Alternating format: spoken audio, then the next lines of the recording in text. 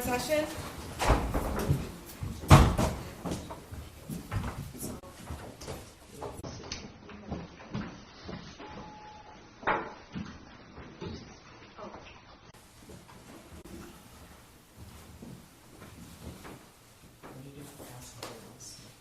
They always go away. I have no idea. Do you want me to go? I'll go grab the deputies. Okay. They keep running away. I'm not going to bite them, I promise. They're probably scared now. Maybe. They're coming down the hall. Oh, thanks. I hope it's okay with you that we just like stay. You're good. Okay. Yeah, yeah. I don't want to take long breaks, but I don't want to, make them sit there for hours on end if they're uncomfortable, so. We don't have a room, so we're happy. We're like happy here. We offered to find you one. Yeah, we're happy here. Okay. We're happy. We're good. All right. You did offer. Thank you. Are you ready? Yeah, okay.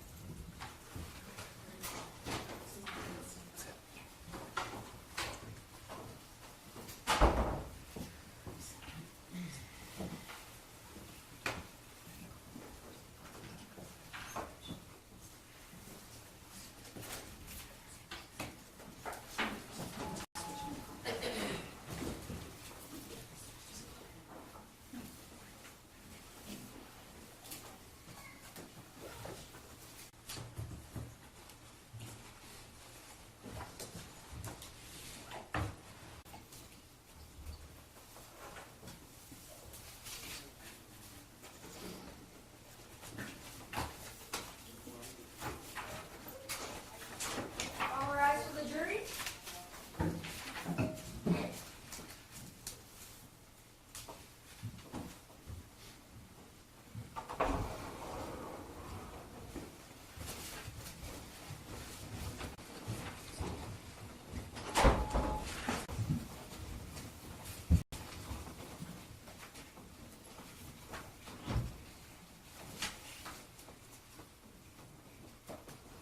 It's probably late to tell you this, but there's a little step there. I found that out the hard way in the dark the first time I played here, so be careful. All right, maybe see you.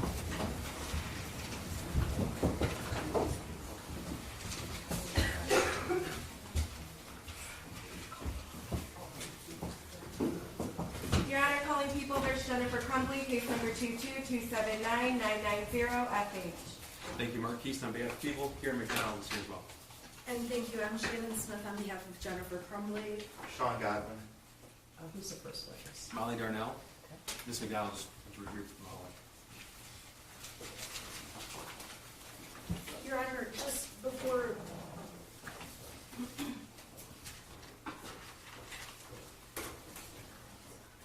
I'll just hold on. I'm sorry? There's one exhibit that the prosecution is going to introduce that I'm going to object to. I just want to let the court know. Do you know what number it is? I do. It is number 7. Are you stipulating to the admission of the other ones or not? Yes. I know we were going to talk about this Yes. at some point. Yes, I believe that Ms. Darnell is exhibits 5, 6, and 8, and we have no objection to those. 7 we do, and I believe that's already been a ruling by the court. I just have to continue my objection. Okay, so this was ruled on previously? Yes. Correct. Okay. All right, so 7 was already admitted in the written opinion? It was, Right? Judge. Okay. I just have to maintain my objection. Sure. Thank Sure. you. Okay, For the record, that is a portion of the Oxford High School surveillance footage. correct. Okay. And for the record, we just think it's not necessary. All right. All right. Could you step forward?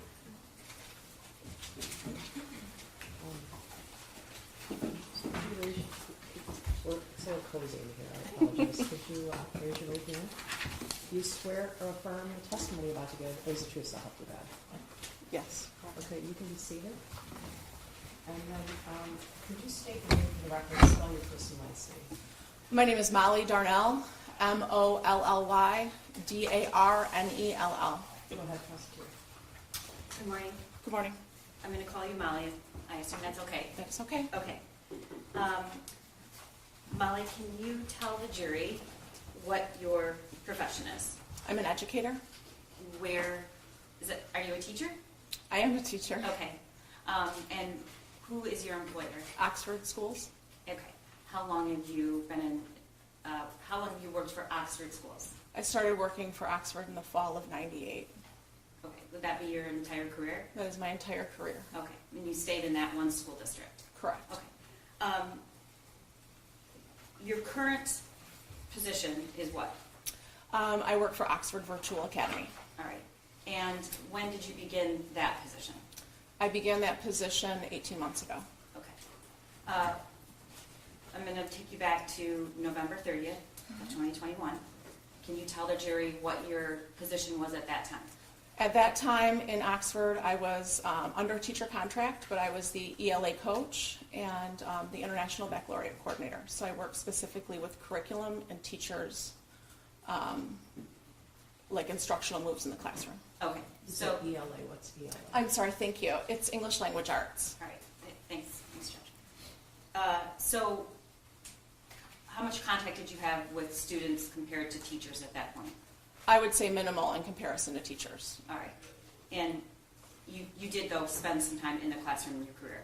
Absolutely, yes. I spent the majority of my career in the classroom. Okay. So on that day, what was your typical day like around that time in that position? So in that position, I would work with building kind of professional development opportunities, or I was working with, working with teachers individually. On that day in particular, I was working with the media specialist and my other coaching colleagues, my other instructional coaching colleagues, on building professional development for the next day. All right. Did you have a classroom? I had an office that I shared with two other individuals, and it was like half a classroom, but it was in the educational hallway. So it was a classroom made into two offices? Mhm. Okay. Can you tell the jury when classes began that morning? What was the schedule of the day? Began and end, if you remember. So you're referring to like the start day of the school Yes. day? The school day started around 7:30 and ended around 3 o'clock. And I know Oxford had a different, they didn't have exactly the same schedule Yeah. every day. Yeah, we but- had a rotating 7, so we met 6 days a week. We met 6 classes a day. But we had 7 classes, so the students only were there in every single class for 4 hours All right. a week. Can you tell the jury what passing time is? Passing time was about, Oxford's one of the larger high schools in the state. It's the largest single-floor high school in the state, I think, at the time. Do you know how many students? I off the top of my head, I don't. Okay. And so there were about 8 minutes between passing times, or between passing. All right. November 30th, 2021, were there any COVID protocols still in place? Yes, we were still in masks at that point in time, yes. And were lockers being used? Lockers were not being used. Okay, so how were the kids getting their things from class to class? They were carrying book bags. Yep. I'm going to show you what's been marked as people's proposed Exhibit 5. I don't believe there's an objection, Your Honor. That's When I- correct, Your Honor. When I say I'm going to show you, it's going to be on this screen and this screen. Okay. Molly, what is that? That's the layout of the high school. All right, so that's a map of the school. Correct. Okay. And can you tell me where your classroom / office was? So if you're looking at that yellow portion, I am, thank you.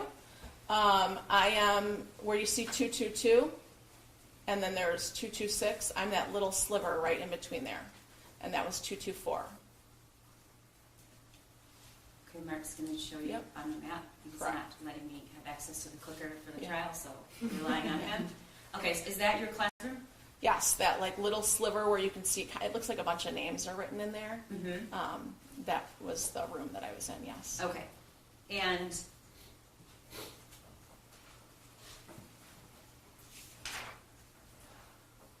I'm going to take you to around the time of about 12:50. Okay.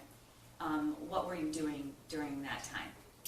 So on that day, The year prior, I was in the classroom, and I had a student who popped by around that time just to check in and wanted to chat. I had a chat with her. There was, I believe it was the beginning of passing that she stopped by. We had a quick little chat. Was that conversation in your It was in the office or in the office. hallway? Yep, it was in the office. Was the door open or closed? The door was open. Okay. We had a little chat. She left. I was alone in the office. And passing was still happening, so I moved to my desk space just to check some emails, check on a couple of things. Okay. So your desk was in the back of the classroom, Yeah, it was towards the back side, yes, facing the door? facing the door. Okay. Correct. And did you have a practice of what you did during passing time? So sometimes I would go out in the hall and check, like just to check and see what was going on, or I might chat with a teacher or two. I didn't on that day because it was towards the end of passing time, and so I knew things would be wrapping up and teachers would be heading back to their classes. Okay. So at some point, did you see or hear anything unusual? Yeah, so all of a sudden I could hear a commotion in the hallway, and I looked up from my laptop, and I see a bunch of kids running through the hallway. It was a pack of kids, and they were moving pretty quickly, and there was a commotion around it. I couldn't tell if it was like excited, that it was like higher pitched though, and it was almost like some of the kids' hands were extended, like they were trying to move really quickly. Okay, for the record, you have your hands, both your hands up, Yep. shoulder, no, just hands. Okay, and that seemed unusual to you? It did. Okay, did it seem unusual because it was at the end of passing time, or just because of the movement and the sound? It was the movement, it was the sound, it was the large bulk of kids that were moving. What did you do?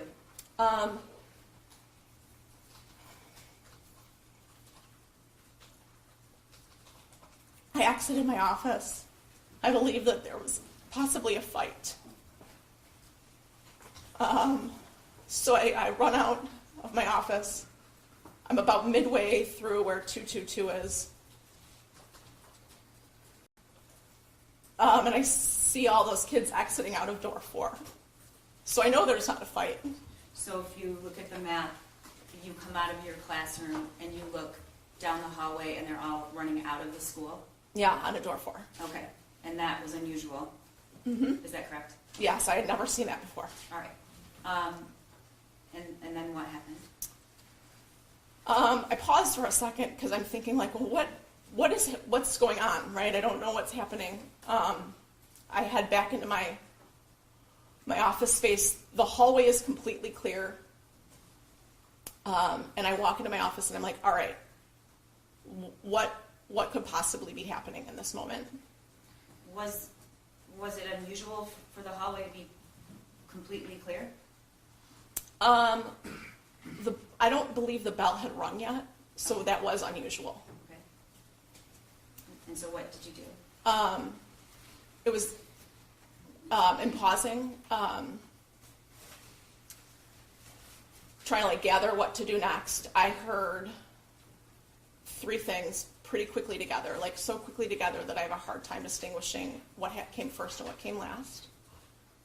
But there were the sounds of like 3 like loud pops that I could have mistaken for lockers closing if we were using lockers. Okay. So when you heard the 3 pops, what did you think that sound was? Well, again, there was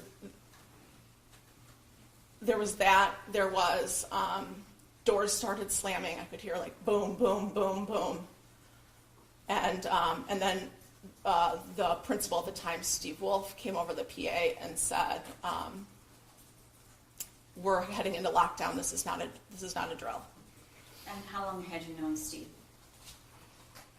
So a couple years at that point in time. Okay. Did his voice sound panicked?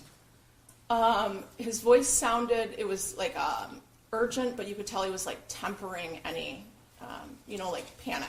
So was that before the loud pops or after, if you can remember? Honestly, I cannot remember. Okay.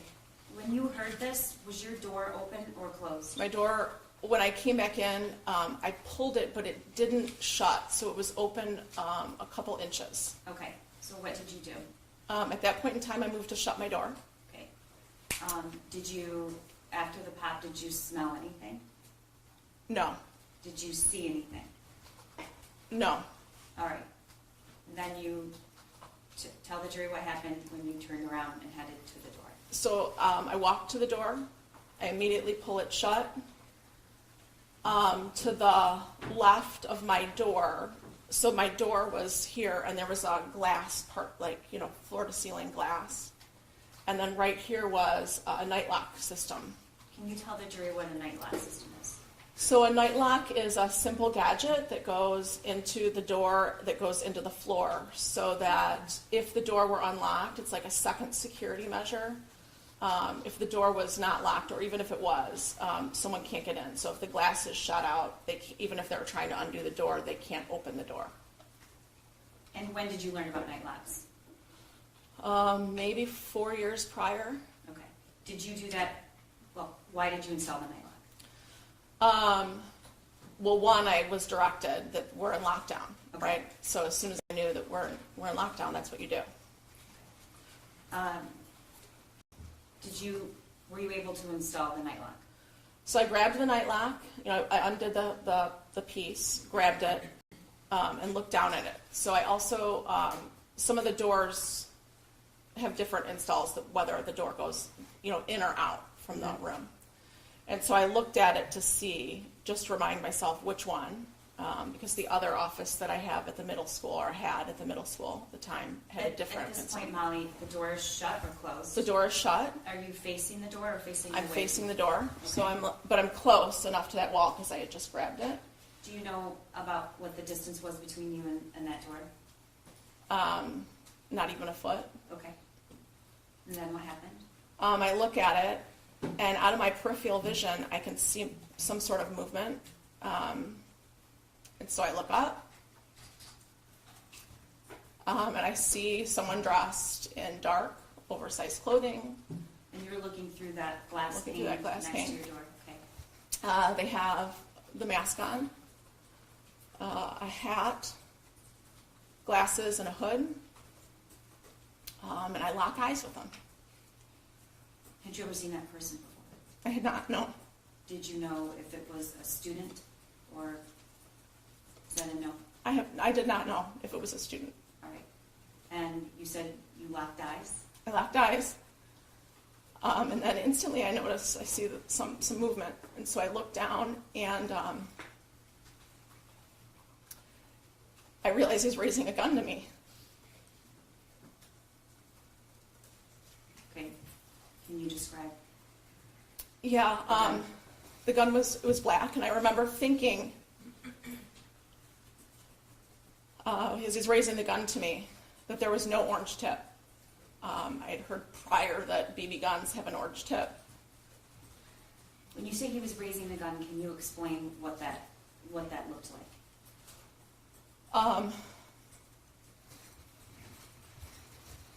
Was it one arm or two arms? Well, I just saw the one starting to move up. I saw the gun, and I moved. Which way did you move? I moved away from the glass partition, away from the door, toward back into the room. Okay. You just described you saw something in your peripheral vision. You looked up. You locked eyes. I locked eyes. He didn't hesitate. Okay. About how long was that from the time you saw the peripheral vision and then the gun was raised? A second, Okay. if that. When you locked eyes with this individual, what did you see?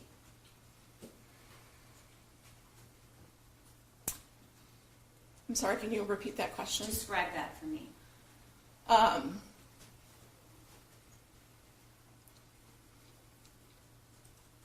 I lock eyes with him, and I instantly see that movement. And I jump to the side. Okay.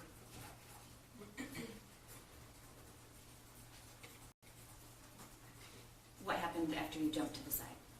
As I jump, I can, And was the night, did you ever get the night lock installed at that the point? night lock is not installed at this point. Okay, So when I move, I kind of jump and turn my body this way at the same time okay, and you're, for the record, you're motioning, turning your Yeah. shoulders to the right.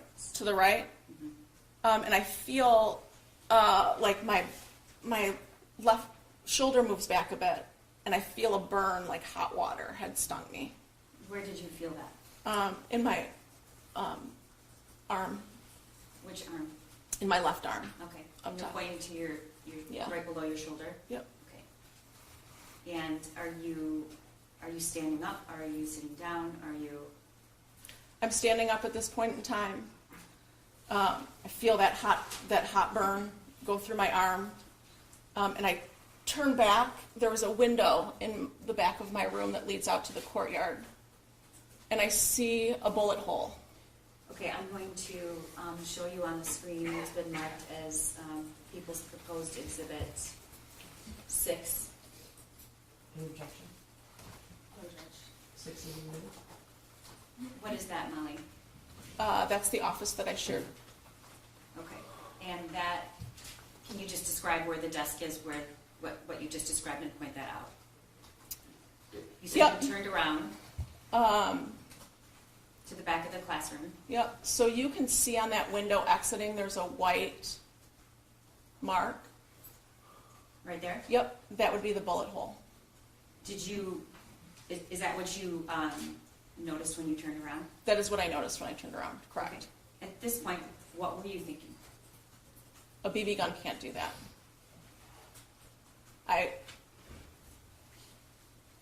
It seems like really silly. What seems silly? That I couldn't wrap my head around what was happening. I mean, after you felt the warmth and you still were thinking it might be a BB gun? Yeah. Okay. So what did you do? Was the night lock installed at this point? The night lock's not installed at this point, and the only thing I'm thinking is I have to barricade this door. Like there was instinct that kicked in. So what you can't see is right around that corner there was this huge filing cabinet. And I think if we can point, so to the, around that corner to, okay? And so I grab it because I'm afraid to go back towards the door at this point in time. And I try to move it, thinking maybe I can pull it out enough and push it. And it was just too heavy for me. So that rolling cart was sitting next to it.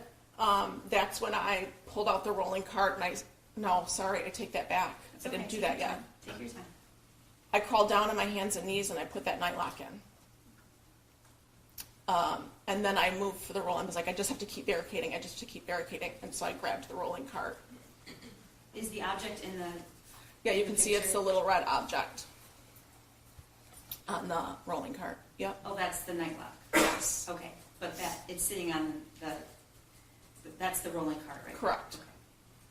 All right, and were you able to put it in front of the door? I was able to put the rolling cart in front of the door, correct. Okay, and then what did you do? Then the only thing I can think of is he's going to come back and finish what he wanted to do. Could you hear anything else in the hallway? At this point, I'm not hearing anything. Okay. And so what did you do? So I go back to that large cabinet because I know if I'm anywhere in the back of this room, he can see. So I need to hide in this front corner. And so I pull that large filing cabinet back just enough to crawl behind it so that if he comes to that window, he can't see where I'm at.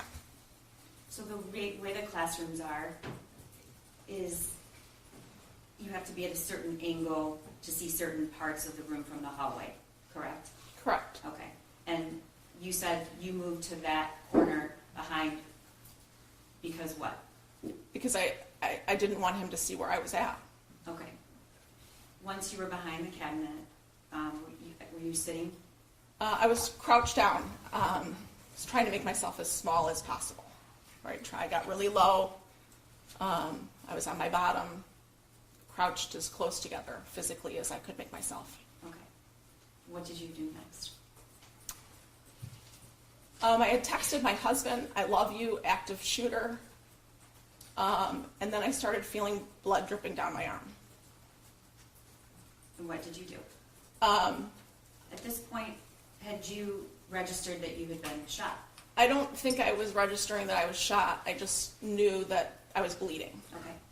What did you do? I had a cardigan on that day, and so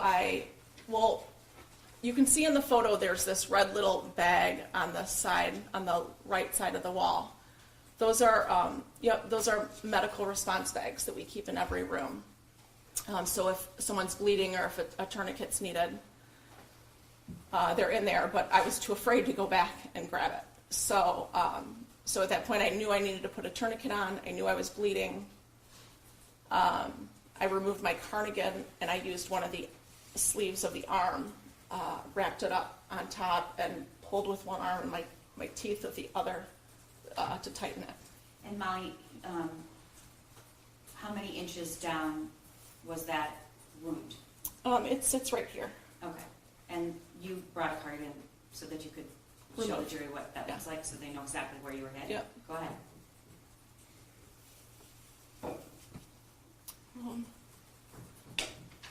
I don't know if you can all see okay, but You can step down if you okay. feel comfortable with it. Can everyone see? They can see. Yeah. So you can see it kind of sits in the back. So when I was turned, that was the entrance and the exit. And there's 2 holes there. Yep. So it entered here, it exited here, and the space in between, the heat of the bullet cauterized The skin. the skin. Okay. You can sit back down. You put the tourniquet where on your shoulder? I put it above the wound. Okay. How'd you know how to do that? We go through trainings once a year regarding what to do. Okay. You know, in the situation. What happened next? I put the tourniquet on, and I'm in my head. I'm thinking, okay, what do I do next? What's like the next move here?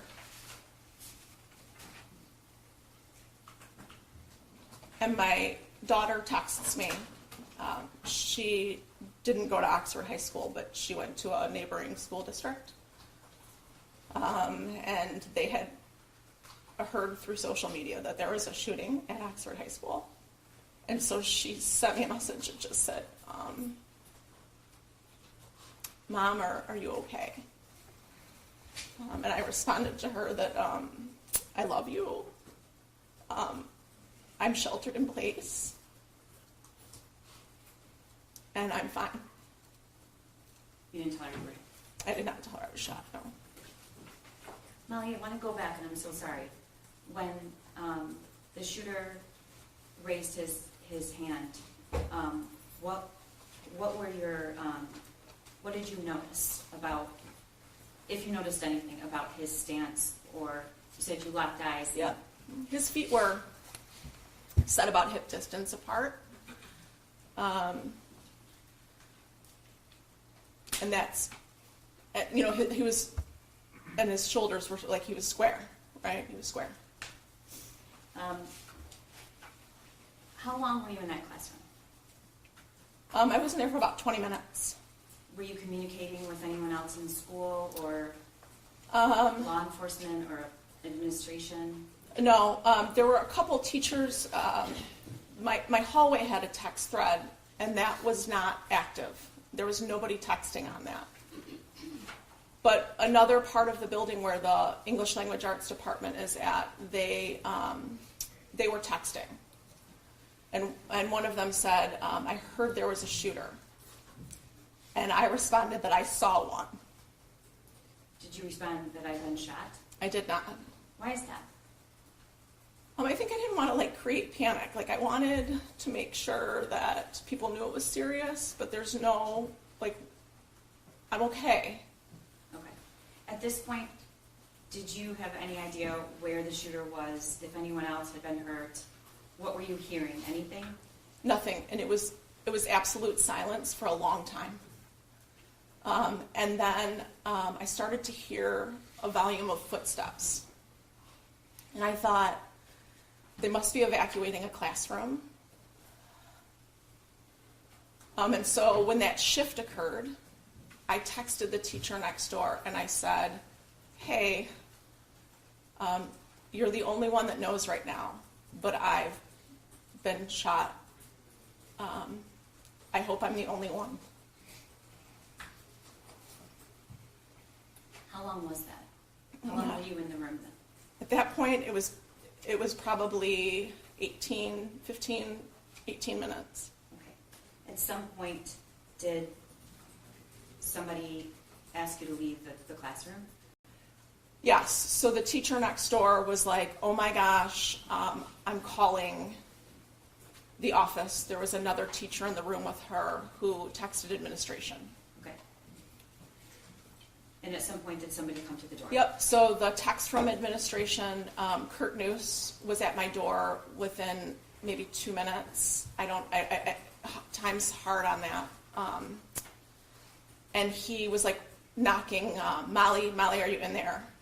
I've known Kurt Noose since they started in Oxford. I did not trust that was him at my door. What were you afraid that it was?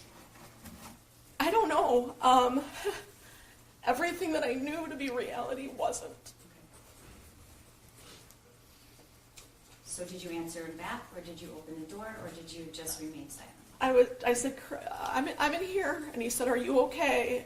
I don't remember how I responded. It was within a second or two that then there were police at the door, and they were like, are you in here? Are you injured? I said, yes.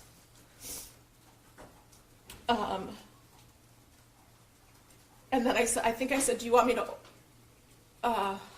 it was clear that they wanted me to, like, they were there for me. And they couldn't just open the door. They can't just open that door. That night lock prevents them from getting in the door. And Molly, if you know, how would you get into that room if someone doesn't remove the night lock from the inside? Is there a way? So I know there's a special tool to use, but you'd have to take everything off that door, and that's all steel. So the frame, actually. Yes. Okay. And so they were asking you to remove the night lock. Did you do that?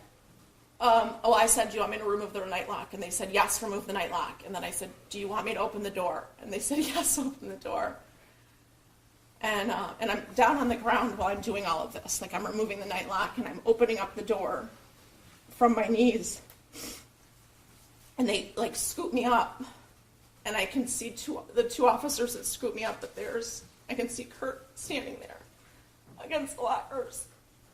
And I can see 4 cops with guns. Did you see any students? I did not see any students, no. So Molly, I'm going to play a surveillance, which is marked People's Exhibit 7, which I know there's an objection to, but the judge has previously ruled. Just to let the jury know, you're not going to see any victims in this, except for Molly, and nor are you going to see any students.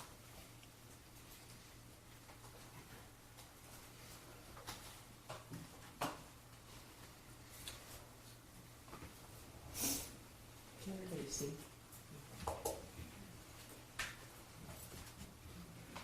While he's getting that on the monitor, when you say you saw 2 officers with guns, how far away were they? And were they in the same direction?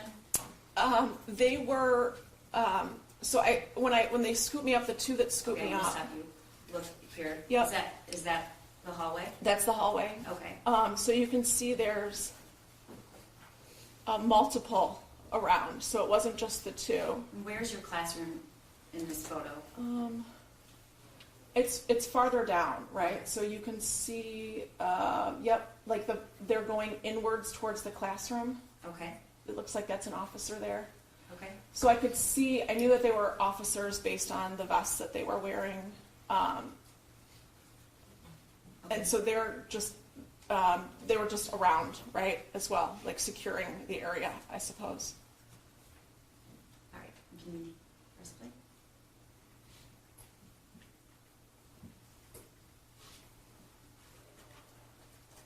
Is that you, Molly? That is me.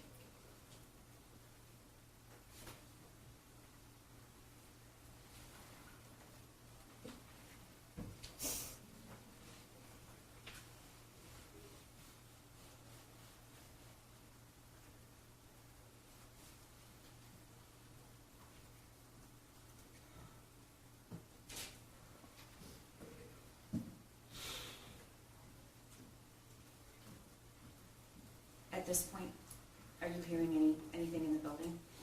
No, everything is silent, like, almost like it's so, like echoey, it's so silent. Okay, now you can see through that glass door. Is that you? That is me. What's happening? He's removing the self-made tourniquet from my cardigan, and he's putting on an actual tourniquet. Okay, and at some point you get into an ambulance, correct? Yes, so at this point, he says, I'm going to radio to see if there's an ambulance available for you, making sure that no one else needed it ahead of me. Okay. You eventually get into an ambulance. They take you where? They took me to Lapeer. What happened when you got there? So I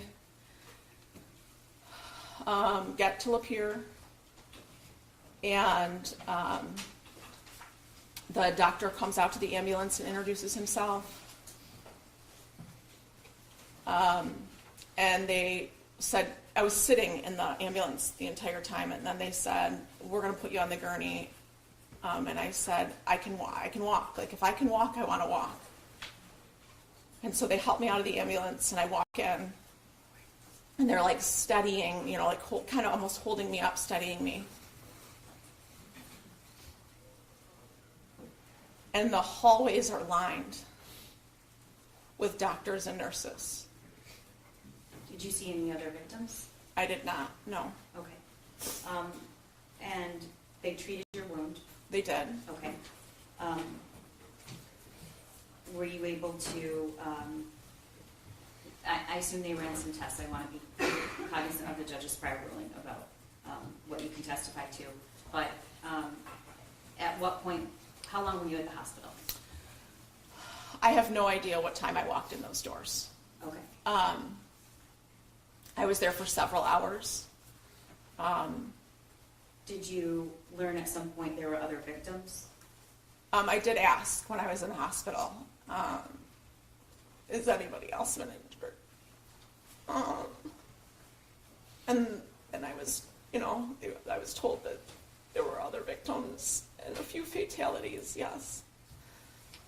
Okay. At some point, did you hear a teacher was shot? I did. And what did you think?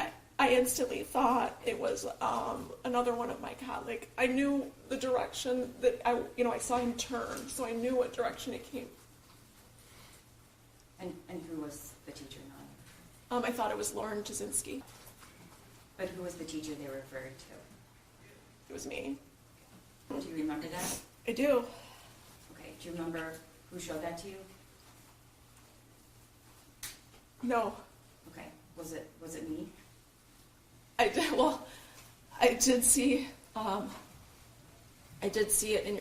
I did see. I did see it in your office. Yes. Okay. You were preparing to testify. Yes. I'm going to put that picture on the screen. It's People's Exhibit 8. I don't think there's an objection. Any objection? Date submitted. Molly, is that your classroom door? That is my. Yes. Okay. What was your reaction when you saw that? He was aiming to kill me. Do you know which one of those shots landed in your shoulder? I don't. I have no idea which one landed in my shoulder, but I know the top one. That's where my head would have been, and the two down below are my chest area. Okay. I unlock that door every day. And what was your? Did you have some?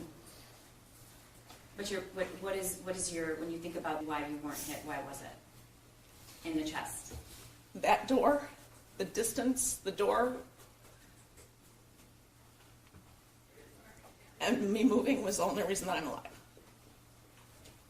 How many inches from your heart was that injury to your shoulder? The actual wound is 6 inches, but my turn might have made it less. Thank you. Thank you. I have nothing further, Your Honor. Cross.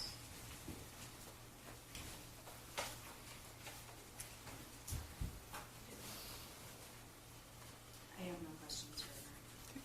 Thank you. Thank you. is going to be excused, Your Honor. Yes. You can step down and move to the Who's the next witness? Christy Gibson Marshall.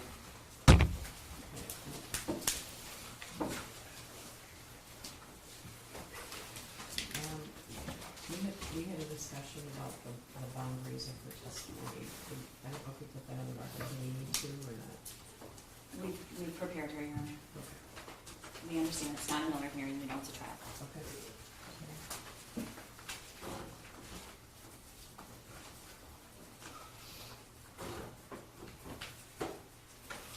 The media is asking whether or not they can videotape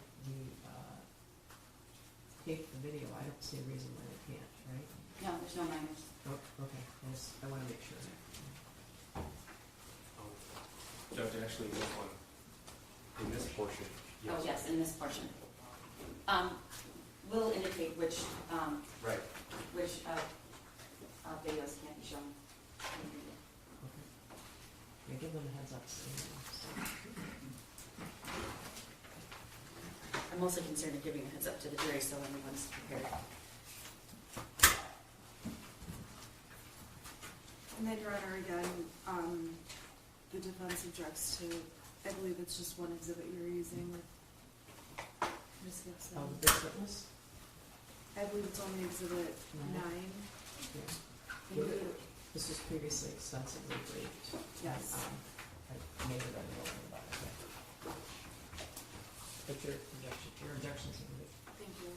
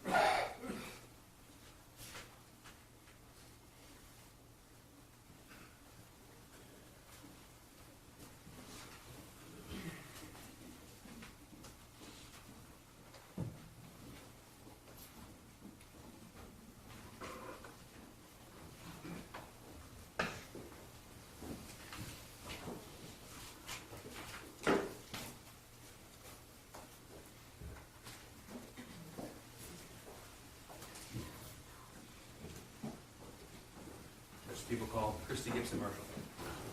Good morning. Could you raise your right hand? Do you swear or affirm the testimony about to give is the truth so help you God? All right, please be seated and will you just state your name for the record as well as your first and last name. Christy Gibson Marshall, KRISTYGIBSON-MARSHALL. You want to prosecute? Thank you. Good morning. May I call you Christy? Yes, Christy, could you please tell the jury where you're employed? Oxford Community Schools, How long have you been with Oxford? 29 years. And what do you do right now? I'm an assistant principal Okay. And that's at the high school? at the high school. How long have you been the assistant principal at the high school? 6 years. And what did you do before that? I was an elementary principal. Also in Oxford District? Yes. Now, if you could tell the jury a little bit about your role as an assistant principal. What are some of your responsibilities? Teacher supervision, evaluation, curriculum and instruction, supervising. I do parent communications. It's hard to think of all the stuff that my big giant list while I'm sitting here, but we have a student relations team that works together to support our alphabet, part of the alphabet.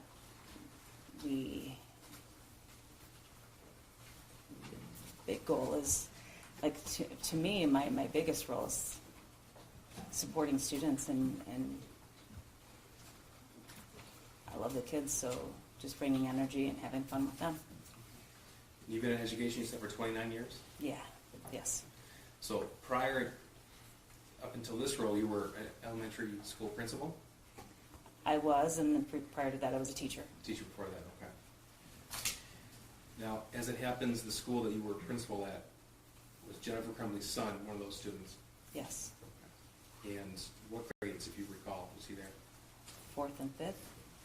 Did you have any contact with him in your role as a principal in those 4th and 5th grade years? No. Did you have any contact with his mother or father? Not that I remember. I had an email about a report card once, but that's all I remember. And that would have been years prior? Like 5th grade going to 6th. Now, I'd like to direct your attention to November the 30th of 2021, about 12:50 in the afternoon. So we have the screen in front of you. That should be displaying People's Exhibit 5. This is a map of the Oxford High School. Yes. If you could tell us, if you recall, where you were about 12:50 in the afternoon that day. I was in the I started in the cafeteria supervising lunches. So what would be, I guess, they're the commons.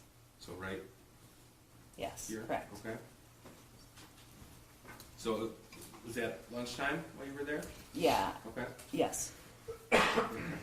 And is there a time where you moved? So around that time, on November the 30th, did you have a specific area of the school you would go to, or did you move around? We didn't have an assigned area, but I like to go to the senior courtyard after lunches and just kind of help see that courtyard area. Okay. The hallway out in front of this courtyard area between where you see 400 and 401. Okay. Our seniors hang out there and they congregate in a good way, not terrible. Let me just clarify. It's kind of like the rite of passage, and we just like to kind of go there and keep traffic flowing. Okay. Yeah. Is that something you would do on a routine basis? Yeah. My bad mom joke on that one is that I make it a senior citizen window and I stand in that area. Was there a point that day when you realized something was going wrong? When I was approaching the senior courtyard, so when I was coming down the hallway from the commons, what says commons, I call it cafeteria, by the media center, by the courtyard, and hit the 500 room, when I kind of got to that triangle there, that diamond there, one of the students that I know pretty well went running by and said, "Get the hell out of here." And he was laughing and running, and I was like, that was a mixed message. Sure. At that point, was there an announcement on the loudspeaker? No, not at that point, no. Was he the only one running? Shortly after him, there was a group of kids laughing and running behind him. When I stopped to ask them what was going on, they weren't entirely sure. But as kids started to pass, you could see it got more serious. Okay. I grabbed my walkie-talkie and I What do you mean it got more serious? What do you mean by that? their faces got more, I'm sorry, their faces became more serious. Did that signify something to you when you saw that? Yeah, just something, them running signified something to me because it's not a typical behavior. Okay.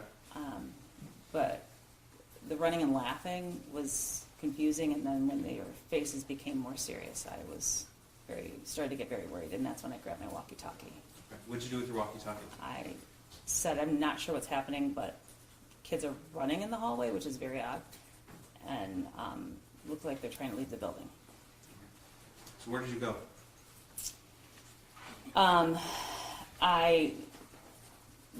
They shortly after I got on the walkie, they went to Alice Alert, and so What's Alice Alert?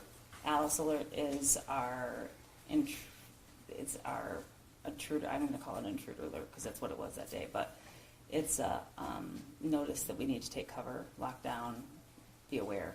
It's So an is that emergency an assistance. alarm ringing, or is that somebody who's giving a message over the PA system? On that day, it was a message over the PA system. Do you recall who gave that message? Steve Wolf. And who was that?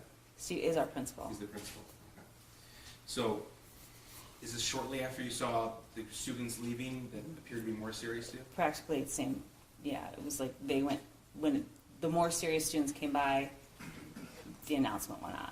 Okay. Now, when you hear that announcement, what were you supposed to do? I'm supposed to lock down. Did you?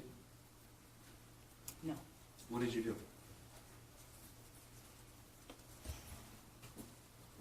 I went to check the hallways to make sure people were okay. When you first started to check the hallways, did you see anybody? The hallways cleared so fast.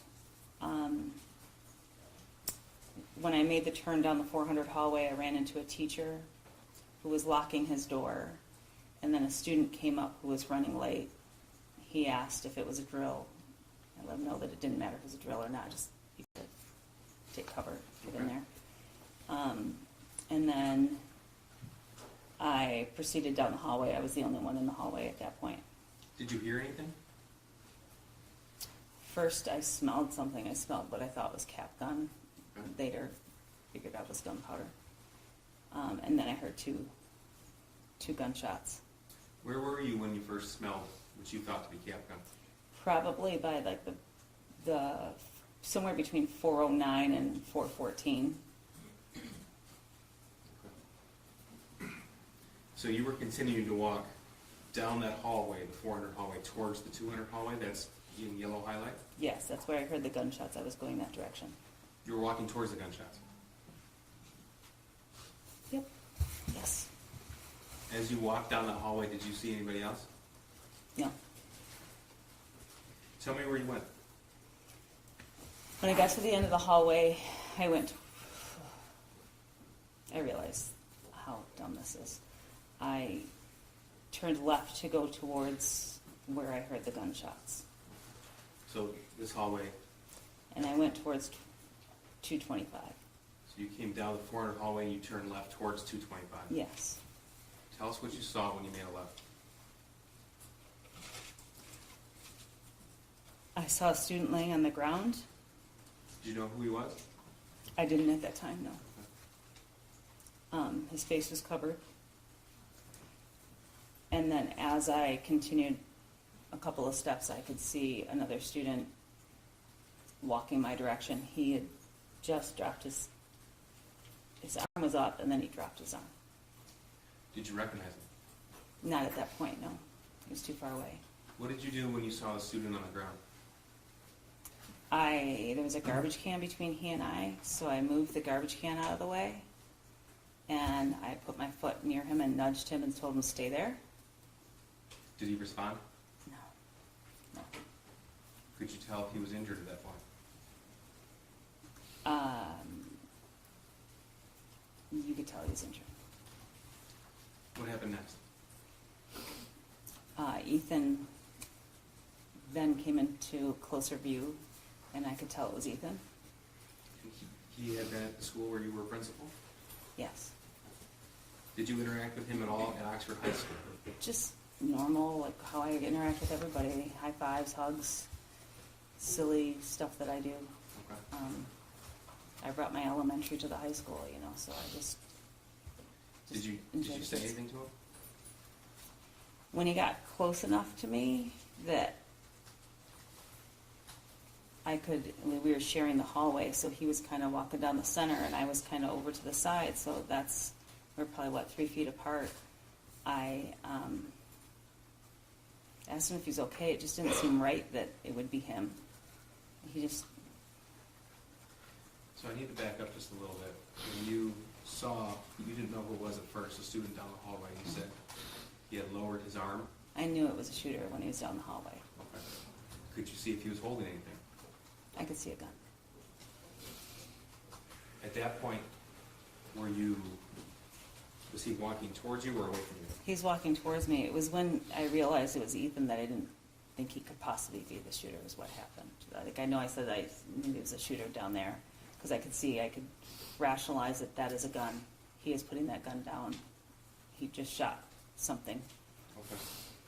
Now, I know this is difficult, but I need you to use your teacher voice and speak Okay. as loud as you can. Thank you. You saw him coming towards you. How close, how far from him were you when you recognized who it was? He was probably by the room 220 when I could tell who he was. Okay. And I was standing between 226 and that weight section there that, yeah. There's exit doors there. Now, you said you said something to him? Yeah, it seemed so odd that it was him, so I said, "Buddy, are you okay? What's going on?" And when he didn't respond to me and he looked away, that's when I knew it was him, that he was the shooter. Did he point the gun at you? He did not. What did you do at that point? I got on the walkie and I told my team that I have eyes on a shooter and I have a victim. Now this hallway, 200 hallway, there's a curve to it. Yeah, yes. And he was walking, if we follow the mouse cursor here, he's walking down the 200 hallway towards 233 and 237, Yeah, he was walking that direction. that direction. Yes. Did you watch where he went? No, What did you do? there was a student who was injured, so I went to him. I didn't, Okay. I knew he needed me.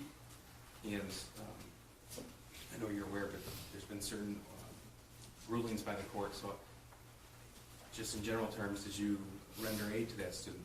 I did, Could you tell if he was injured at that point? yes. Did you recognize him? Yeah, I knew another one of my students from Lakeville, Tate Neer. It just took my breath away.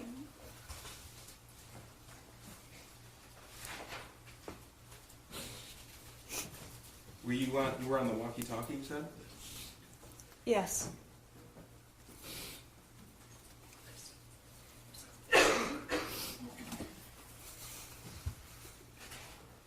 So I let them know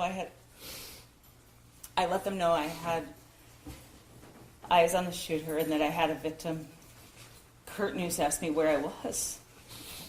It's probably the biggest hallway we have, and I said I was in the 200 hallway. Kurt let me know that that's a very big hallway and needed more direction. I don't know why I couldn't process the fact that, like, my exact location, I told him I was near the 400. Okay. Did you stay with Tate until help arrived? Yes, Now, you have seen at least a portion of the Oxford High School surveillance video, is that right? yes, I'm going to show you what's been marked as People's 9. It's been admitted. It cannot be broadcast on the media. All of it? I've never seen it, so you'll have to tell me. The entire, this is a short clip of it. None of it can be broadcast. Okay. You have, okay, so you guys are not video, okay. Everybody gets it? I have a tight shot of We're gonna stop the live stream? Should we stop the live stream? Yes. Yes, Jeff. Yes, please. Okay. All right. I do want to give notice to the jury as well. This is, there will be an image of a victim on this video. Okay.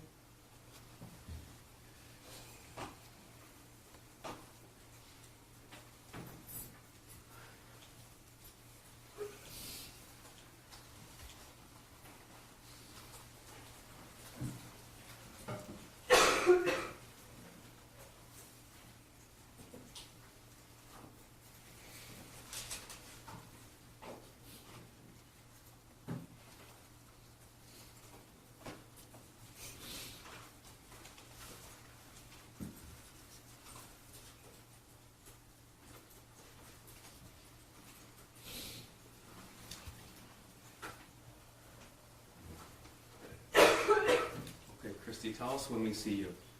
I am approaching right in the yellow jacket there, the gold jacket. For the record, this is at 12:51 PM on November the 30th.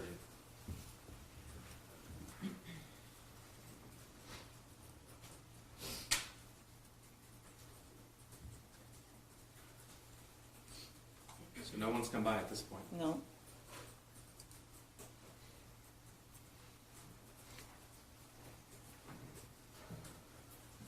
I forgot about, that's when he came by. He said, get the hell out of here. I don't know if you could see him running through there. The first student? And you see more students running. These kids are kind of laughing, and then you'll see me stopping. There we go. There's my walkie.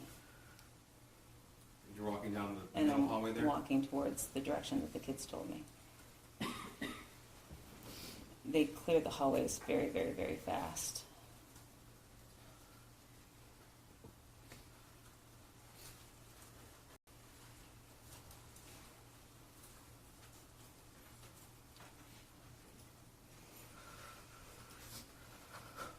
That's you at the top of the screen? Yes, I didn't realize that we passed there.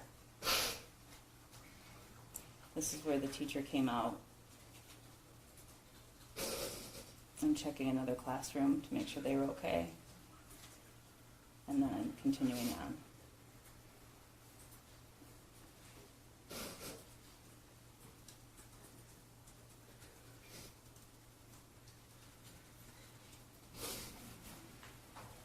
This is where I'm saying,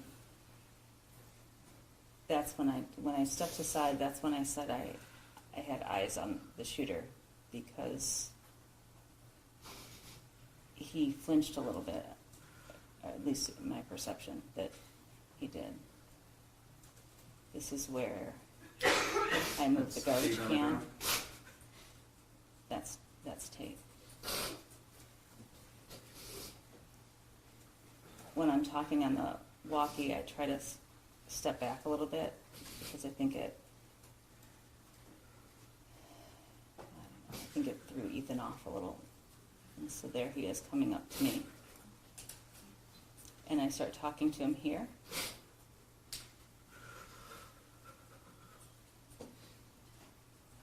And I'm letting them know that I have a victim and I have a shooter. I'm asking them questions.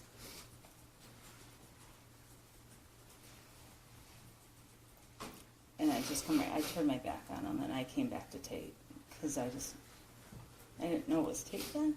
And then that's what right there is when I know it's Tate.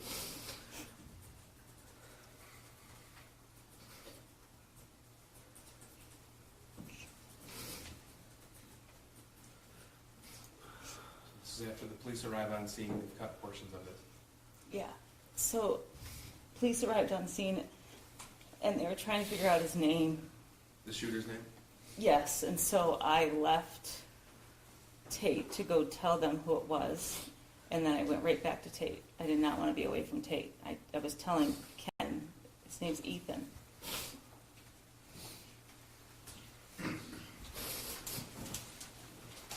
Thank you for your statement. We're going to head across, you can resume, they can resume the live stream, right? Is that, Yes, sir. I'm sorry, is the prosecution doing their post? Yes. I'm sorry, I can't think straight. oh, yeah, I think he said that he's Yes. finished, yeah. Okay. I have no questions for you, I'm sorry. Thank you. Thank you. Can this witness be excused, Your Honor? Thank you.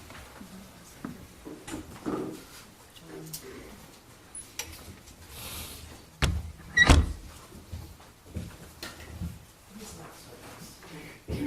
This Candy Bath.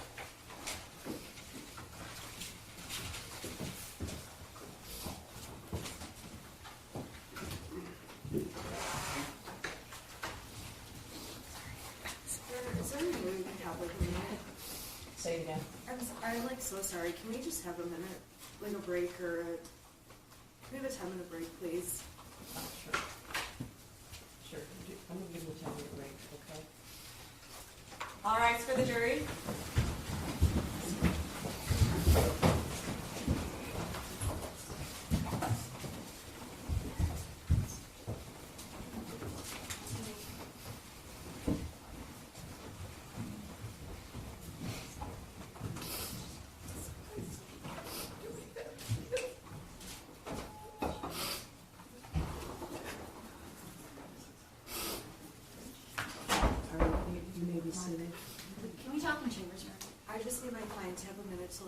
Okay, sure. I guess I wanna, you can all be seated. I wanna confirm with the deputies that I've done about a bajillion trials in the courthouse. I wasn't always under the understanding that the defendant had to go downstairs every time we take a break, but is that what you're, I've been ordered by my sergeant. okay, well, all right. Okay, so you have to take her downstairs right now, is that accurate? Yes, ma'am. Okay. All right, so we're gonna have about a 10-minute break. Thank you. All right. Is there something you want? Yes. Yep. Okay, Yes, are we on the record? Can we go on the record, Your Honor? are we on the, You can go back on her. okay. Okay. You want to be on the record? Yes. Okay. You can be seated. Okay. You are on the record. And you- Your Honor, this court, upon the defense's request, instructed the prosecutors not to show emotion. You instructed the prosecutors to tell our witnesses not to show emotion. And you instructed us to let our victims I know. don't think that's actually what I it says. understand the ruling, Your Honor, I do. You're concerned about influence of the jury. I take no issue with it, but it was a difficult thing. It's difficult, and we're doing it. And then to have not just the defendant, her lawyer sit there sobbing so that... I did not sob. I just want to finish, Your Honor. I just want to finish. I think if that is the instruction, we are trying really hard to respect the court's instruction because I understand the reason for it. Okay, I didn't tell people not to show emotion. Some of that is involuntary. But there have been times in this courtroom during trials when people will show facial expressions or things like that, or make comments. I understand, this is a very emotional situation for everyone here, right? If someone was audibly sobbing in the audience, I would hope that they would exit. And as you said, you know the reason for it. I didn't tell anybody not to show emotion. I guess some emotion is involuntary, so I guess I'm asking what you're asking of me. I think it should apply to both sides. Your Honor, first of all, I was not sobbing, and this is horrific. I've never seen this before. It's horrific. That's why we asked the court not to play it. This is horrific. I don't know how the But prosecutor. if the She's watched it 100 times with these witnesses. It's horrific. You've had this video for over 2 years. I don't know. I don't have this video. I have to go to their office to watch it. You've seen it. No, I haven't, because it's not necessary. It's not relevant to my client's case. We've already litigated this, but we're doing our best. We were not sobbing or making a scene in any way. All my eye makeup's still on. I checked my camera. I'm not having. I need to run to the bathroom. I need a break. Okay, we're having a break. That's what we're doing. And you gotta keep your voices down because I'm sorry. the walls are cardboard in here. So I'm sorry. okay, all right. Everyone here is human, right? Everyone here is human. I understand that. I'm striving really hard to take both sides of fair trial, and if people don't at least try to check themselves, to exit if it's that excruciating, which I know it is. I'm not a robot. I'm trying to keep myself from sobbing. I'll do it at 6 o'clock tonight, okay? I appreciate that, Your Honor. That's all I'm asking. Okay. That's all I'm Your Honor, asking. we don't have the option to leave the courtroom. We're trying our best. We're trying. I promise you, we are trying our best. All right. Thank you. Everybody needs to take a deep breath. She has to go downstairs, right? And we're gonna call you late, have her come, wait. How long do you think the next witness is? I'm bringing lunch in for the. Next witnesses can be back. I anticipate very brief questioning. Okay, because I'm having their lunch delivered so they don't have to commingle with people in the cafeteria. It should be less than 30 minutes, so Okay, it'll work okay, out fine. all right, Are we gonna break then after that witness? yes, Okay, thank you. yes. All right.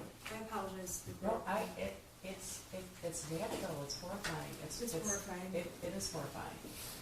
But We're trying. We're I- trying. okay. We'll keep trying. All right.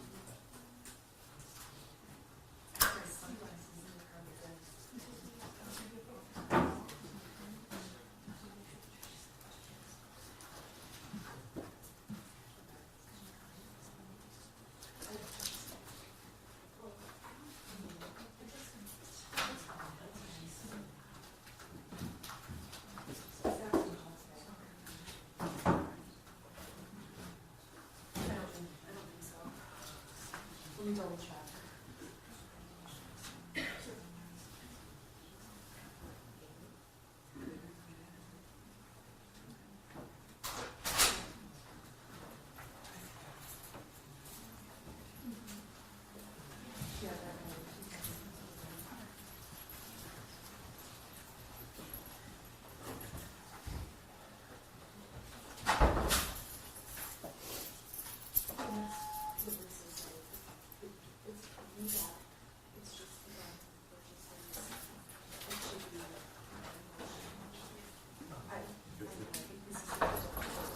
All right.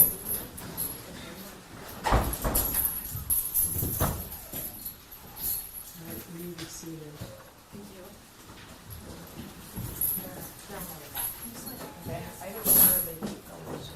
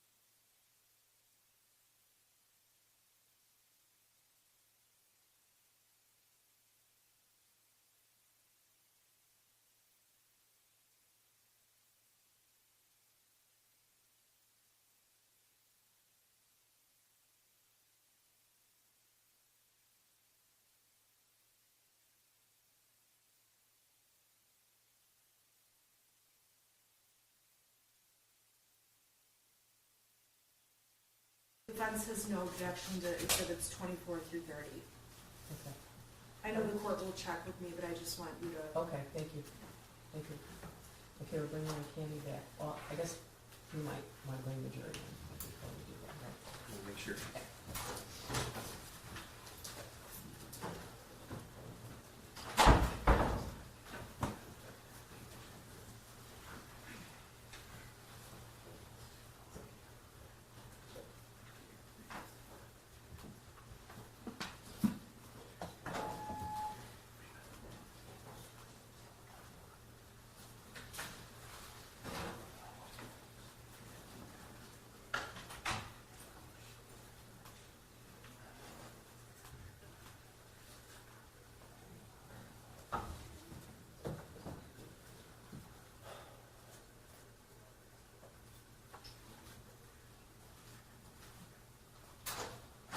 All rise for the jury.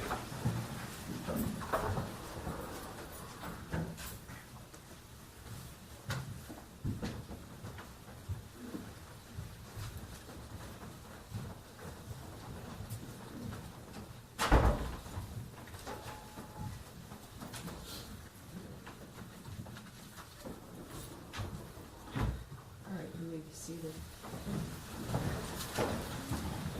Pastor, who's the next witness? Thank you, Ms. Katie Beck.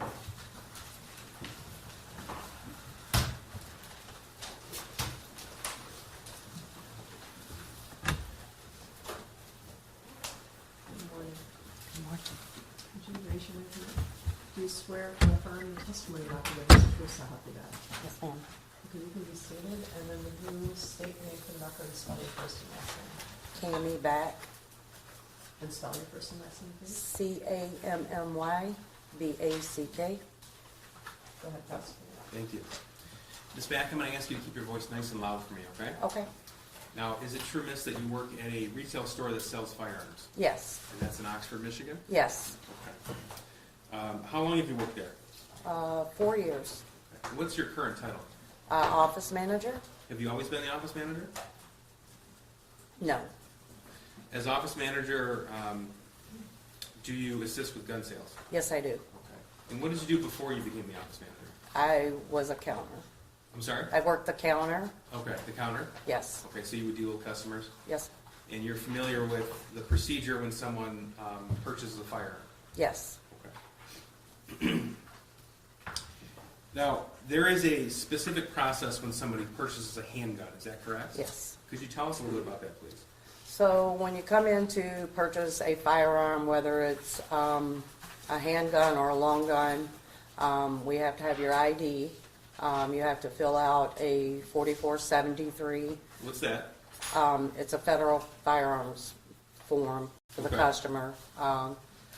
Once that is done, myself or whoever will run a NICS check on the computer. Okay, can you tell us what that is? That is where you send it over to, I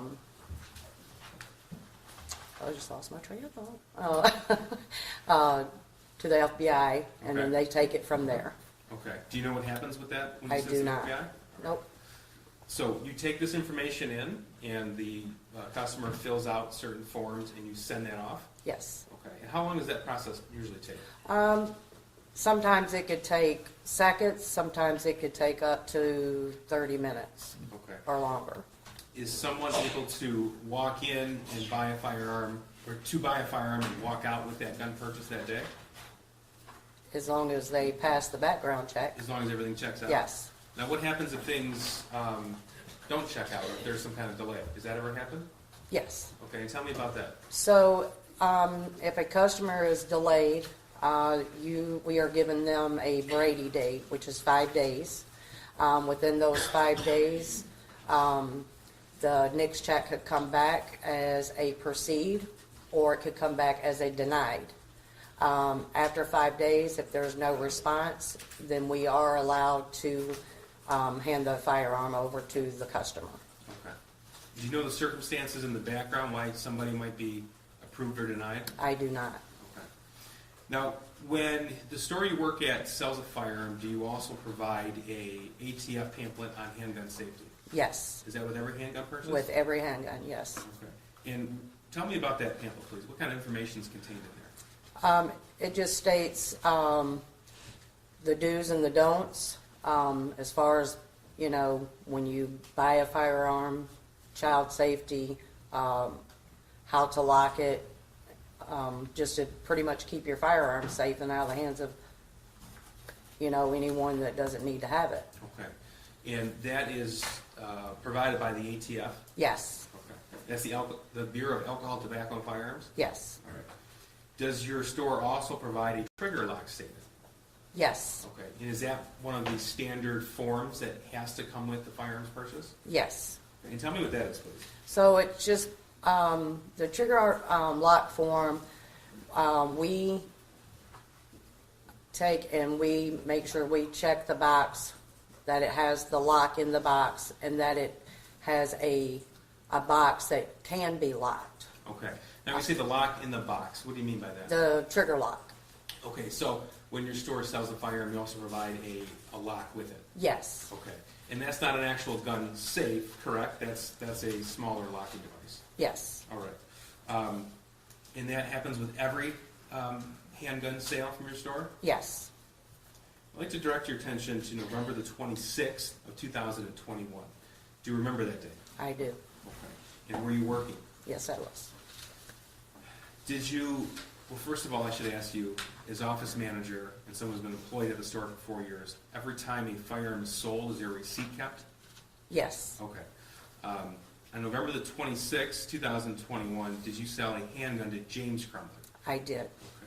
Okay. And was he there with somebody else during that purchase? Yes, he was. Okay. Was it an adult or was it a teenager? Teenager.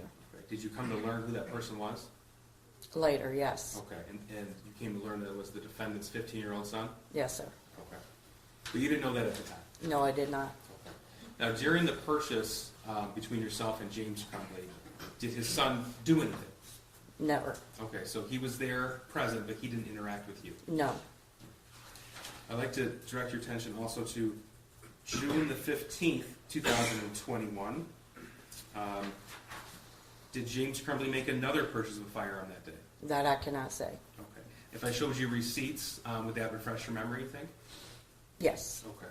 So what I'm going to do is go through some exhibits with you. They'll be on the screen in front of you. These are all stipulated to. Can you see that? Yes. Okay. This is Exhibit 24. This is, do you recognize this as a receipt from the store you work at? Yes. Okay. This is June the 15th, 2021. Do you see the date? Yes. All right. And the purchaser is James Robert Crumbley, Yes. and it has his address, and it has the item purchase, and that's a Cobra Classic for $180 total. Yes. And that's actually a 22 Derringer pistol, is that correct? Yes. 24 has been admitted, I believe, with stipulation. I believe that Ms. Smith was willing to stipulate to 24 to 30, is that accurate? That's correct. 24, 25, 26, 27, 28, 29, and 30 are admitted, so. Thank you, Jeff. This is Exhibit 25 right here. It says pistol sales record. Can you tell us about that, please? So each time that a pistol is sold, we have to provide the customer with a pistol record. They are given those and they are instructed to have those dropped within 10 days of the purchase. Okay. Now, this has a description of the pistol, is that right? Yes. So it says, this is the Cobra Classic we just saw the receipt for. Do you see that on there? Yes. Okay, and it says pistol shot in the number 2. What does that mean? It's a 2-shot. Okay, so it's a small handgun, Yes. and barrel length 2.25. Is that in inches? Yes. Okay. It says purchase transfer date is June the 16th of 2021, whereas the receipt was June the 15th, 2021. Can you tell us what happened there?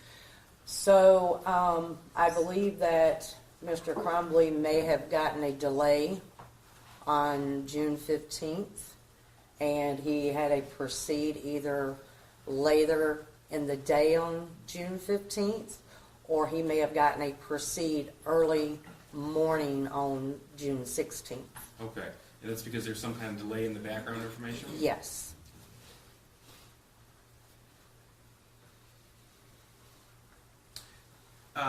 Ms. Mack, is it true that some handguns sold by the store actually come with their own cable locks, not just from the retailer themselves? Yes, Okay, so whereas on November the 26th, you provided a lock, not every handgun has to be provided a lock by your store. yes Because it does. Because the manufacturer gives the lock themselves. Yes. Okay, so I don't think that was clear, so I just want to back up for a second. So, some guns that come in from the manufacturer do not provide locks. We Okay. have to provide those. Got it. Sorry. Okay, no, that's okay. No, Okay. that's my fault, not yours. The 6 Hour, for example, they do not provide their own locks, is that right? Some they do, some they do not. Okay, and if they don't, then you would fill in that gap. Yes, All right. Now, this is Exhibit 26. This is a receipt, James Robert Crumbley, June the 16th. And this is the Caltech P17 22 LR, total price $349. Do you see that? yes, Okay, this is Exhibit 26. And again, this is June the 16th. That's the day that he would have received the Derringer. Yes. You're right? Okay. And here's Exhibit 27, which is the actual pistol sales record. And again, purchase transfer date June 17th of 21. So there was a delay in this purchase as well? yes, Okay. And this description is, it's a 16 shot, barrel length is 3.8 inches. yes, So it's bigger than the Derringer. yes.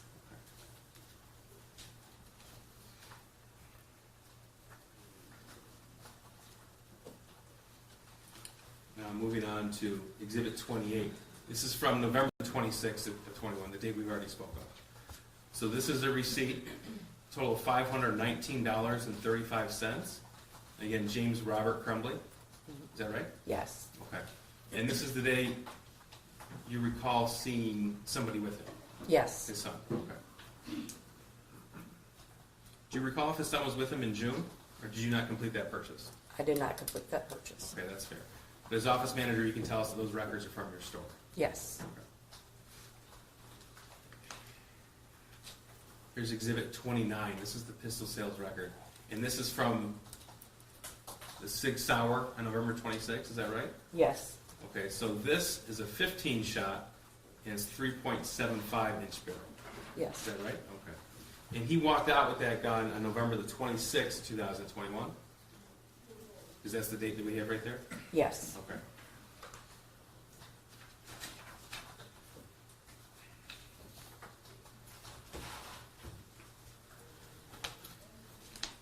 Now, hypothetically speaking, if there was a 15-year-old who walked in your store and tried to buy a handgun, would you let him? Absolutely not. Okay, that would be illegal, right? Yes, Here's Exhibit 30. This is a portion of the firearms transaction record. I think you referred to it as a 4473. Do you recognize this? yes, Okay. And was this provided, this was filled out by James Crumbley? yes. Okay. And what's the purpose of this form here? That is to keep a record for ATF for all firearms that are sold. So there's certain boxes are checked here, and the condition of the gun is notified. In this case, it was used. Yes, Okay. And the purchaser has to assert certain things before he can walk out with that gun. Is that right? yes,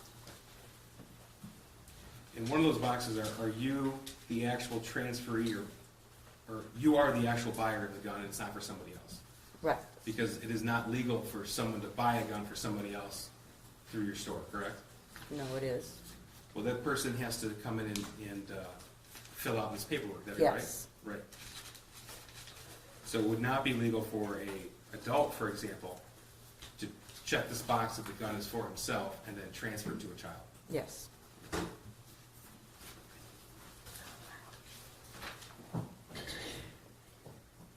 Can you tell us the difference between a cable lock and a trigger lock?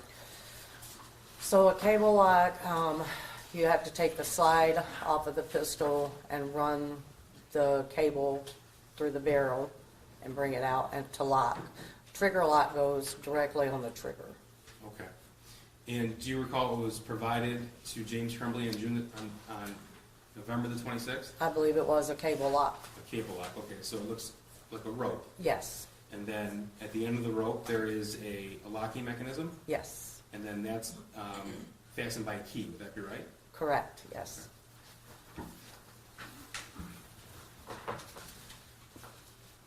There's some firearms that can't be secured with a cable lock versus trigger lock, or is it unique to certain guns that you need one versus the other? I don't believe so. Okay. Does your store always provide either a cable lock or trigger lock, or does it depend? We provide both. Both? Okay. Yes. But on this particular occasion, on November of 2021, it was a cable lock. It was a cable lock, yes.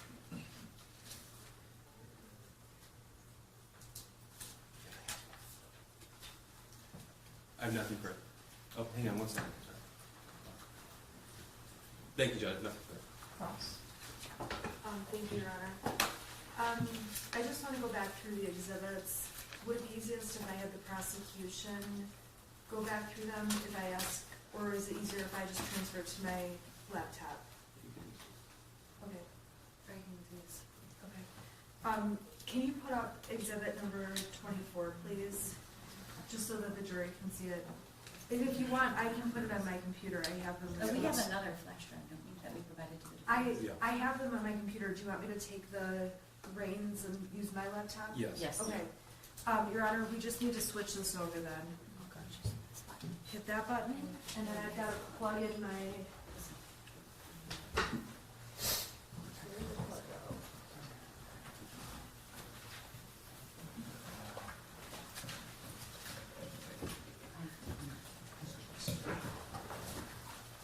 Right, and I'm just gonna pull up the exhibits on the laptop while Mr. Godwin plugs them in.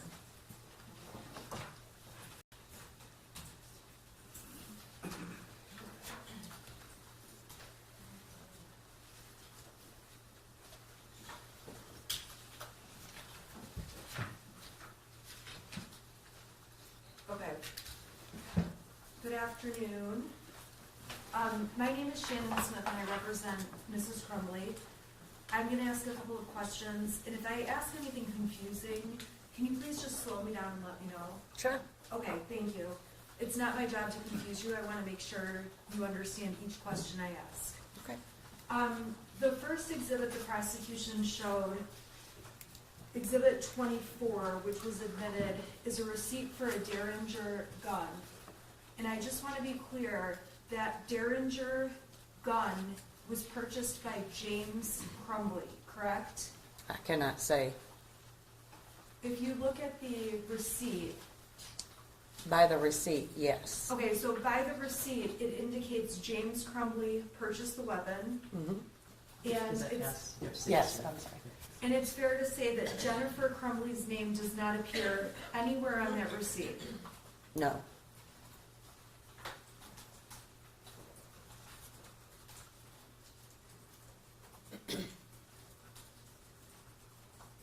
Okay. We talked about Exhibit 25, the pistol sales record. And this was the pistol that was bought back in June of 2021.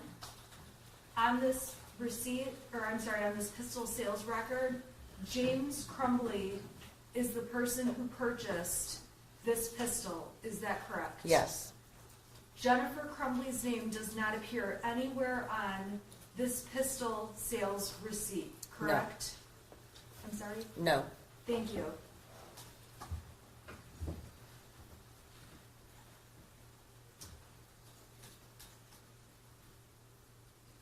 All right, Exhibit 26 was admitted. This is a receipt from a Kel-Tec gun that was purchased, correct? Yes. And again, on this receipt, it indicates that James Robert Crumbley purchased the gun, Yes. and Jennifer Crumbley's name does not appear anywhere on that receipt. No.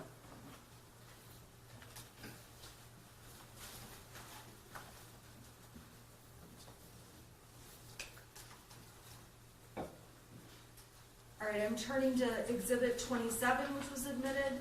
This is the pistol sales receipt from the Caltech that we just talked about in the prior receipt. I'm sorry, this is the sales record. The sales record indicates James Crumbley bought this gun, Yes, okay? And Jennifer Crumbley's name is not listed as the purchaser, or she's not anywhere on this record, correct? yes,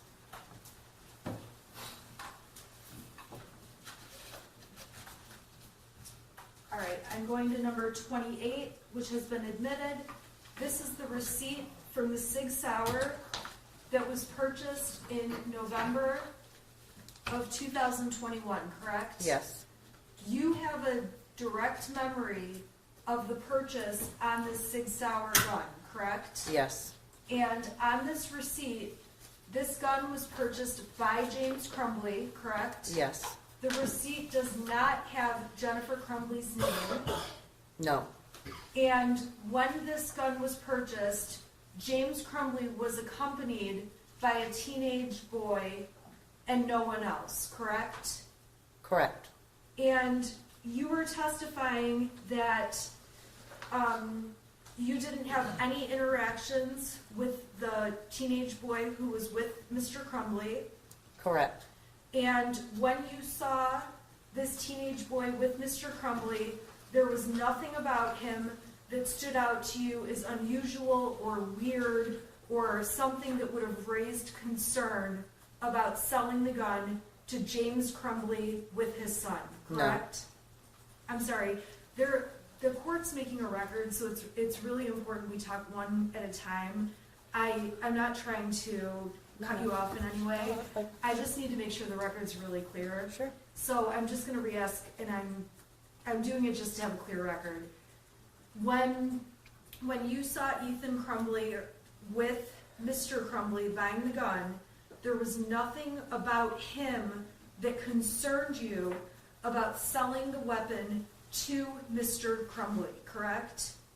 correct, And on that date, you vividly remember it was only the two of them at the gun store purchasing that weapon, correct? correct,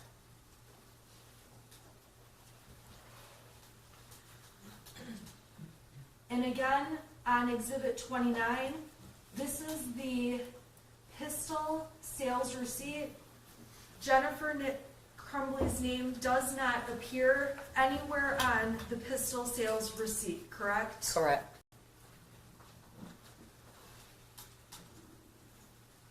And I'm going to open Exhibit 30, which has been admitted. This is the firearms transaction receipt. This is specific to the November gun that was purchased, the Sig Sauer, correct? yes, And on this form, James Crumbley is the only adult that filled out this form, correct? yes, Jennifer Crumbley's name does not appear anywhere on this form. no, And the information provided was all provided by James Crumbley, correct?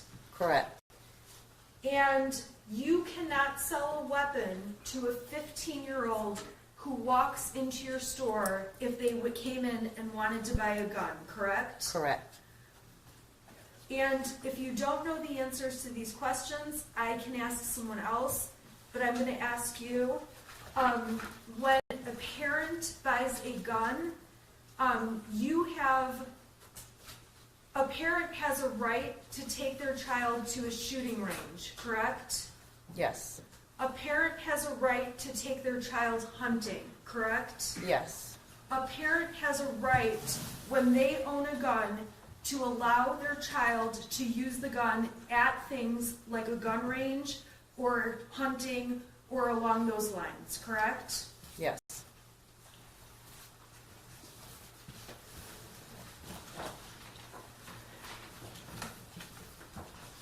You testified that with the Sig Sauer gun, it did not come from the manufacturer with a lock, correct? A cable lock.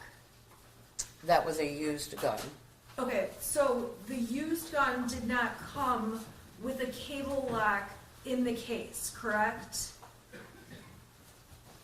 It may have, If it didn't, you provided a cable lock yes, to that gun. yes, And in order to take a cable lock off a gun, you have to use a key, correct? yes, And the key is, it's not just any key, it's a key specific to that cable lock, correct? yes, And in Michigan, there is no, as far as you know, and if you don't know, you can tell me and I can ask another witness, there is no requirement that a person has to store a gun in a safe, correct? Judge, I'm gonna object, that's calling for legal conclusion. Well, it is. It is calling for legal conclusion, isn't it? I'm assuming you guys could stipulate to that at some point, but. Can we stipulate? Either way, it's not appropriate for this Or, witness. yeah. Okay, we'll Yes, take the care of police that officer, later. Yeah. Okay. When you sell guns to people at your store, you also, you're not required to also sell them a safe for that gun, correct? correct, As a precaution, if it does not come with a cable lock, you make sure that every gun that leaves your store is sent out with a cable lock if one can be put on that gun, correct? cable lock or trigger lock, Or trigger lock? yes, Okay, thank you.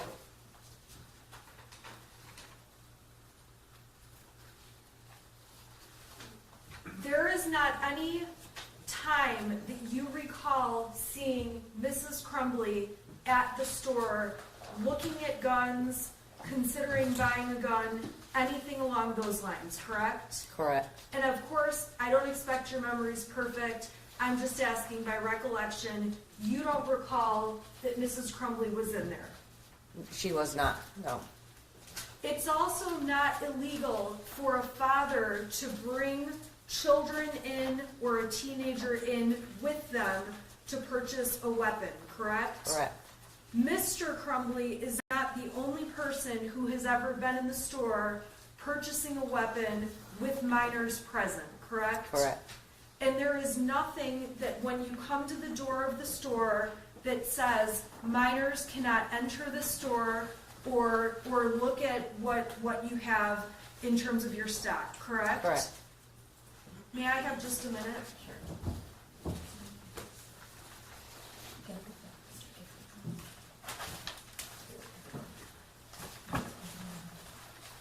I have no further questions, thank you.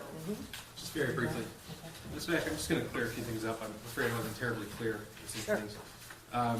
First of all, after the shooting in Oxford High School, agents from the ATF, they came and spoke with you, would that be right? Yes, Okay. And ATF, that's the government agency that sort of regulates the firearms transactions. yes, Okay, at least to your understanding. yes, Okay. And when you, well, first of all, let me ask you this. Do you recall on November the 26th when that Sig Sauer was sold to James Crumbley, if he shopped around at all or if he went right to that gun? he went right to that gun, And did he make any statements about that? that he had had his eye on Your it Honor, for some I time. would object to the hearsay of the co-defendant who's not present in this trial. It's not offered for the truth of the matter, sir, to judge. It's offered to show that he went right for that gun. Well, I guess he asked whether or not he looked around. And he didn't look at anything else. No, ma'am, Thank you, Judge. And were you able to tell if that transaction for the Sig Sauer on 11/26/21 was for cash or for credit? it was cash, Cash, okay. And you did that by comparing the receipts on November the 26th, and there were no credit or check transactions that have been made in the amount of $519.35. correct, Okay. Thank you, nothing further. Can I ask you, there's also an exhibit 31 and what this is? Oh, that's going to come through Agent Brandon. Okay, I just wanted to make sure you didn't have to bring this up a stack. I'm going to excuse her. Okay? Thank you. Thank you, Judge. Please step down and excuse. thank you. Thank you.